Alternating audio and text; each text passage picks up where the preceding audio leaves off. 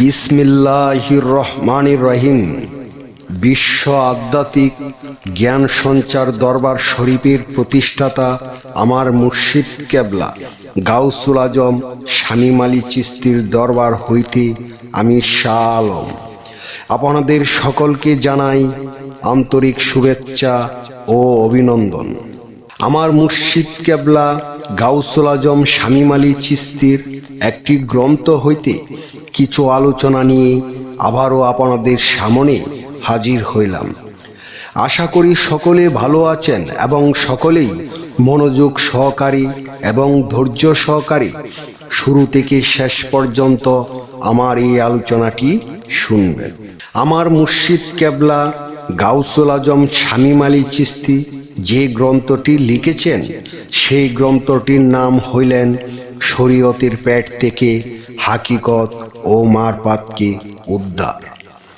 এই গ্রন্থ হইতে যে আলোচনাটি নিয়ে আপনাদের সামনে হাজির হইলাম, এই আলোচনাটি হইলেন মুহাম্মদ এবং নবী ও রাসূল।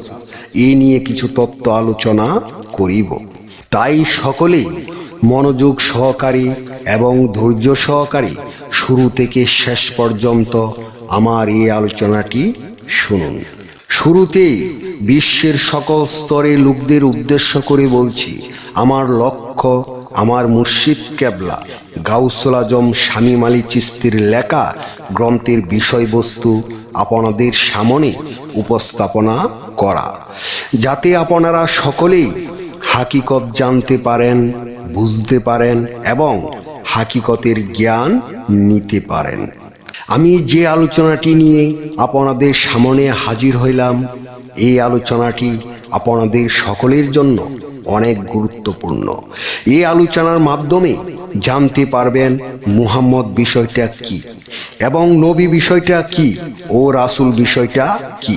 তাই সকলেই মনোযোগ সহকারী এবং ধৈর্য সহকারী শুরু থেকে শেষ পর্যন্ত আমার এই আলোচনাটি শুনুন। মুহাম্মদ কিন্তু নবী না এবং নবী কিন্তু রাসূল না। মুহাম্মদ জন্ম নিয়েছে, নবী কিন্তু জন্ম নেয় নাই এবং রাসূল কিন্তু জন্ম নেন নাই। আসলে এগুলো কেমন কথা?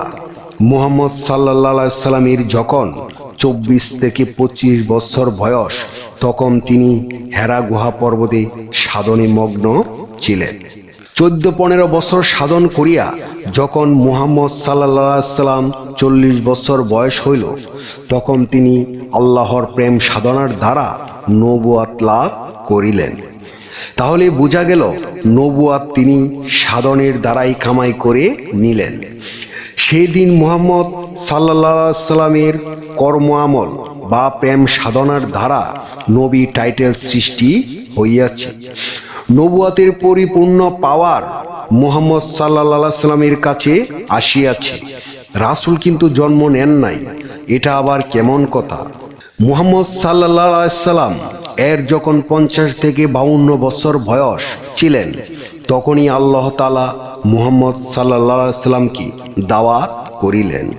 মুহাম্মদ সাল্লাল্লাহু আলাইহি সাল্লাম আল্লাহর দাওয়াত পাইয়া আরশে আজিমে গেলেন এবং আল্লাহর সাথে সাক্ষাৎ করিলেন।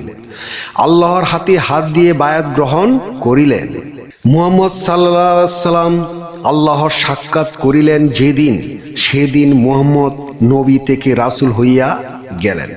তাহলে বোঝা গেল 3 জিনিস এক জিনিস না, আবার একই জিনিস। তাহা আবার কেমন কথা? যেমন বলা হইয়া থাকে আল্লাহ নবী আদম, এই 3 জনে মিলিয়া হয় একদম। আরো বলেন আল্লাহ আদম নবী, 3 জনে মিলে হয় এক ছবি। মুহাম্মদ নবী, আল্লাহ হয় রাসূল, ইহাতে নাই কোনো ভুল। আরো বলিয়াছেন রাসূলের হাত হয় আমি আল্লাহর হাত। মুহাম্মদের কথা বলে নাই, রাসূলের কথা বলেছেন আল্লাহ। তাহলে একটু বুঝি মুহাম্মদ বিষয়টা কি এবং রাসূল বিষয়টা কি। একটি লোহার টুকরা লোহাতেই লোহাই, কিন্তু বোঝাতে চাই লোহাটি হলেন মুহাম্মদ, এবং লোহাটি যদি আগুন দিয়ে লাল করা হয় তখন আগুন কোনটি এবং লোহা কোনটি? আগুন এবং লোহা মিলে এক আকারে মিশে আছে রাসূলের সাথে। আল্লাহ একইভাবে মিশিয়া আছেন। মুহাম্মদ নবী রাসূল এই তিন যখন একটি হইয়া যায় তখনই আল্লাহ বলিবেন আমার রাসূলের হাতি আমার হাত। কোনো পার্থক্য থাকিবে না আল্লাহর সাথে। বর্তমান আমরা যাহারা মানুষ এই পৃথিবীতে আছি, বান্দা থেকে যদি বন্ধু হইতে পারি তাহলে এই মানুষের পক্ষে সম্ভব আল্লাহর সাথে একাকারে মিশে যাওয়া। আমি যে আলোচনাটি আপনাদের সামনে করেছি এই আলোচনাটি আপনাদের কাছে কতটুকু ভালো লেগেছে? যদি ভালো লেগে থাকে তাহলে আমাদের এই চ্যানেলটি সাবস্ক্রাইব করে দিবেন, সামনে ভালো ভালো আলোচনাগুলো পেয়ে যাবেন। এবং আপনারা কি ধরনের আলোচনা চান আমাদেরকে কমেন্টে জানাবেন, আমরা চেষ্টা করিব আপনাদের পছন্দ মতো আলোচনা নিয়ে আসতে। আমার এই আলোচনাটি করতে যায়া কথা ভাষা ছন্দে যদি কোনো ভুল হইয়া থাকে সকলেই আমাকে ক্ষমা ও সুন্দর দৃষ্টিতে দেখবেন। সকলেই আমার জন্য দোয়া করিবেন, আমি যেন আপনাদের সামনে ভালো ভালো আলোচনাগুলো নিয়ে আসতে পারি এবং শোনাইতে পারি। সর্বশেষে সকলের চরণে হাত রেখে একটি কথা বলতে চাই, আল্লাহ গোপনেরও গোপন। সেই গোপনকে পাইতে হলে একজন কামেল মুর্শিদের কাছে যাইয়া বায়াত গ্রহণ করে সেই গোপন ইবাদত ও গোপন সাধনার মাধ্যমে আল্লাহকে লাভ করিতে হইবে। সকলেই ভালো থাকবেন, সুস্থ থাকবেন। আল্লাহ হাফেজ।